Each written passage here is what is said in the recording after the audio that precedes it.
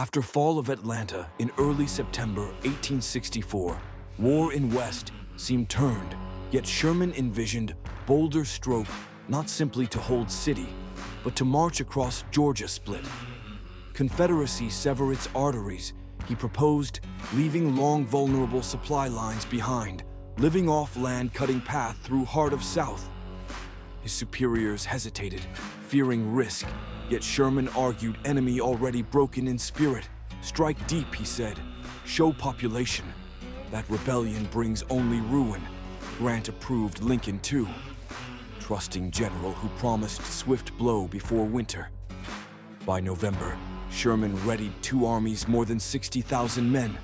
4 corps divided into 2 great wings, one under Howard, the other under Slocum. Cavalry screened flanks. Engineers prepared pontoon trains, but wagons minimal. Supplies limited to 20 days, hardtack, coffee salt. Bacon, all else to be taken from countryside. Orders strict seize forage, destroy railroads but respect civilians when possible. Though in practice line blurred between necessity and vengeance. Before departure, Sherman cleared Atlanta. He ordered civilians removed houses, warehouses, depots stripped, then torched. Flames consumed city skies, glowed red chimneys, stood like black teeth. Survivors trudged away, wagons piled high, women, children staring back at ruin. Sherman wrote, "War is cruelty, and you cannot refine it." Soldiers cheered yet, some murmured unease at harshness. Already hint of March's character showed. On November 15th, columns moved out, bands played, John Brown's body. Soldiers joked, sang laughter masking nerves. The long blue snake uncoiled from Atlanta, stretching miles, drums beat steady wagons, creaked cavalry scouts fanned ahead. Through woods, fields, rivers they advanced, cutting broad swath. For many men novelty of campaign intoxicating, no gray army before them, only scattered militia. Few cavalry raids, resistance thin, yet orders, clear, destroy infrastructure. Break will not just armies but people. Railroads prime target. Soldiers known as bummers tore up iron heating rails on bonfires, twisting them round trees into Sherman's neckties. Ties burned bridges dropped, mills seized barns emptied. Smoke trailed behind army like stormfront. Civilians watched helpless. Some cursed, shouted defiance. Others silent tears. Farmers saw corn wheat. Cotton vanish in wagons or flames. Slaves flocked to columns, singing praying many freed at sight of blue uniforms. Their joy, fierce yet perilous for march, moved swift, unable to carry all. Sherman rode with calm intensity, notes in pocket maps in head. He trusted subordinates, let columns flow like rivers through land. Discipline sometimes failed. Soldiers plundered houses, took food, silver livestock, chickens hidden in baskets, found hogs slaughtered in yards, fires set half by order, half by spite. Georgia countryside transformed day by day. Fields, stripped railroads, torn barns, blackened horizon, endless smudge of smoke. Still spirits high among troops. One wrote, "We march as if on holiday, living off fat of land." Another scribbled, "Never saw such plenty pigs, sweet potatoes, turkeys, honey." Some joked, "We eat our way to sea." Yet behind humor, harsh truth. Families left hungry plantations ruined, towns burned. Rebels in gray watched helpless from distance, unable to strike force, too strong, too swift. By late November, columns neared Milledgeville, state capital of Georgia. Legislature fled, soldiers occupied halls. Mocking held mock session, voted to repeal. Secession cheered, laughed, yet beneath jest lay real power message to South: your government crumbles before us. From Milledgeville, the blue columns pressed southeast. Through pine woods and cotton fields, they stretched for miles, twisting like serpent. Across Georgia, roadside cabins emptied before them. Families hid food in wells, smokehouses, yet soldiers found stores with practiced eyes. chickens tucked under skirts, pigs driven into swamps, all dragged out with laughter. Drums rolled wagons filled, fields stripped bare behind them. Every railroad encountered met same fate. Rails pried from ties, stacked upon bonfires heated, till red, then bent around trees into grotesque loops. Sherman's neckties glittered like iron garlands. Ties themselves fed flames, bridges collapsed into rivers, mills ground to rubble. Telegraph lines cut, poles splintered. Whole lifelines of Confederacy, severed with deliberate patience. Officers timed destruction, reported miles ruined each day, as if accounting harvest. Slaves flocked to march in growing throngs. Men, women, children carrying bundles, singing hymns. Faces alight with joy, freedom tangible at last. Some followed for days, others pressed into service, guiding columns, cooking driving wagons. Yet problem grew. Thousands could not be fed. Slowed movement, soldiers urged them turn back. Sherman himself conflicted. He welcomed their liberation, yet could not carry all war's cruelty, meant even freedom perilous. Still many clung to columns, preferring hunger on road to bondage behind. Villages along path trembled. Some tried resistance militia, firing few shots before scattering. Most chose flight wagons piled with goods rolled south. Children cried as houses left behind them. Smoke rose barns, stores, depots aflame. Confederate newspapers raged. Calling march barbarism, citizens wrote diaries filled with grief. Farms stripped, orchards, felled fences gone, leaving land desolate. Soldiers joked, "We leave country so bear crows must carry lunch." Yet truth harsher families left destitute winter at door. Union troops reveled in bounty.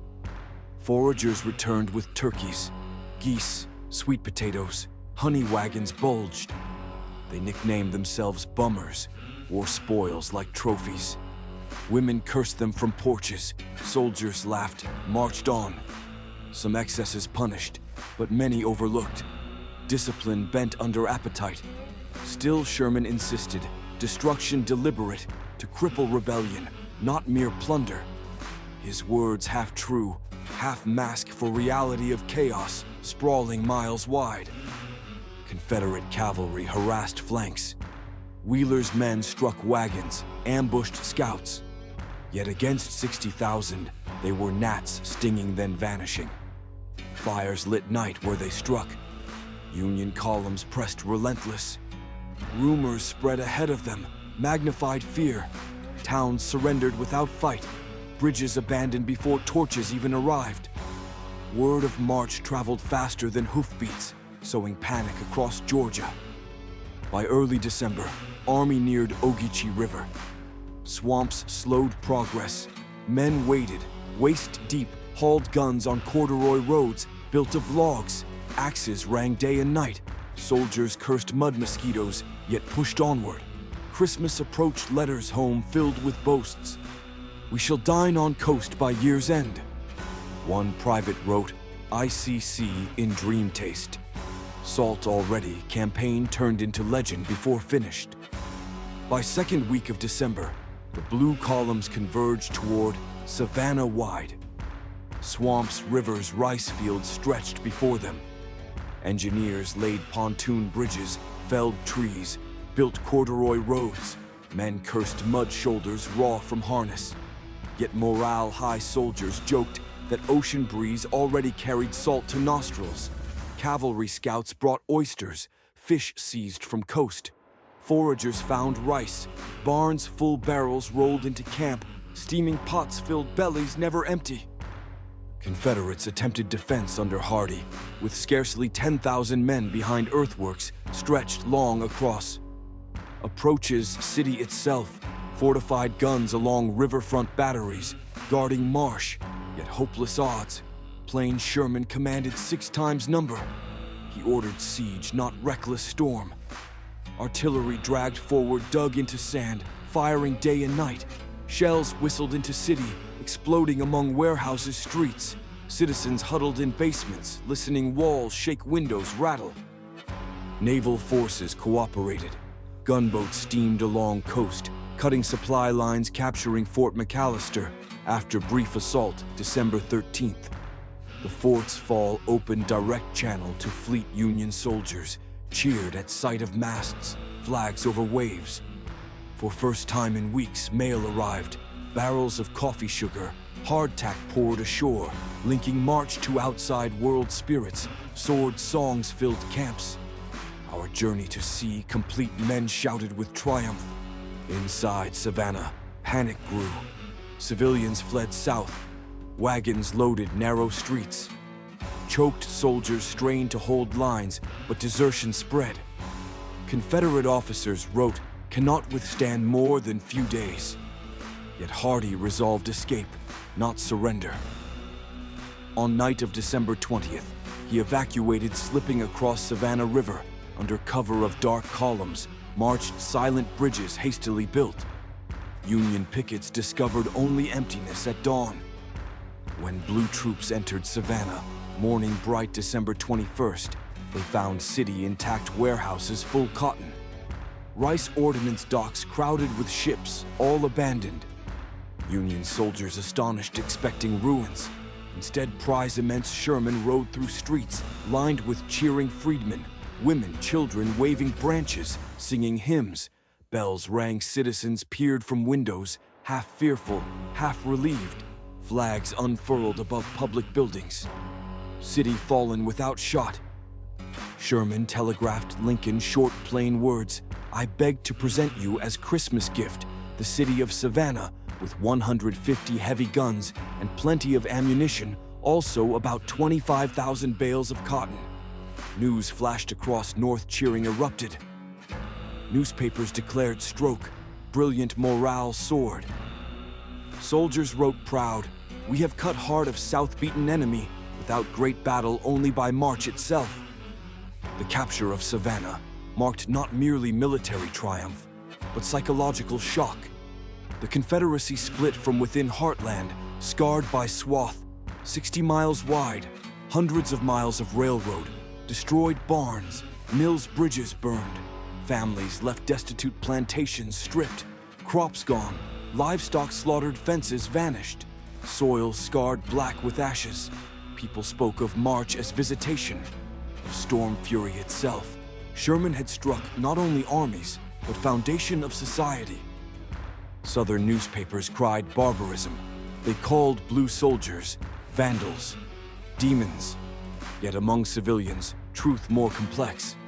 Some cursed Union vowed eternal hatred. Others, weary of war, admitted rebellion bleeding out. One Georgian farmer wrote, "House empty, barns gone, but perhaps now fighting will cease." Slaves who greeted columns carried memory of liberation into rest of war. Many joined Union ranks, guiding armies, cooking, building roads. Their songs echoed long after camps moved on. For Union morale, March proved tonic. Northern papers praised Sherman genius, daring Grant, steady Lincoln, relieved re-election secured by victories. Atlanta, then Savannah, soldiers. Proud told families they had carved through South, unstoppable as tide. One private wrote, "We have shown enemy cannot hold land, cannot hide behind rails, rivers, forests. We march where we will." Strategically, March severed. Confederacy, Georgia, heartland, lost rail link between East and West. Cut Lee isolated in Virginia. Resources dwindled, food forage. Weapons no longer flowed. Sherman's blow, coupled with Grant's siege at Petersburg, tightened noose day of surrender. Not yet, but fate sealed South could not recover. Sherman himself calm in victory. He forbade looting in Savannah, restored order, distributed food to poor. He walked streets, noting architecture, gardens, ordered preservation of city. He wrote to Grant, "We are in possession of Savannah, everything intact. Enemy escaped, but we have dealt them mortal wound." His eyes, however, already turned northward toward Carolina's next target. Among soldiers, memories mixed. Some boasted of plunder, feasts, spoils. Others shuddered. recalling hungry families left behind, farms in ruins. War hardened them, yet conscience stirred. For me as witness, March revealed essence of total war, not battles alone, but destruction of resources, will of people. War carried to hearth of confederacy, showing rebellion untenable against force that lived off land, marched relentless, unopposed. When I left Savannah, I wrote, "Republic has shown terrible strength. It can move armies across continent, feed them from fields of enemy break resistance without great set battle. Future wars may learn from this, for better or worse." Sherman's march stands as testament that in civil war, no line separates battlefield from home. Every farm, every town, every family drawn into struggle. Nation forged in fire, of such march cannot forget cruelty, yet also cannot deny power of resolve.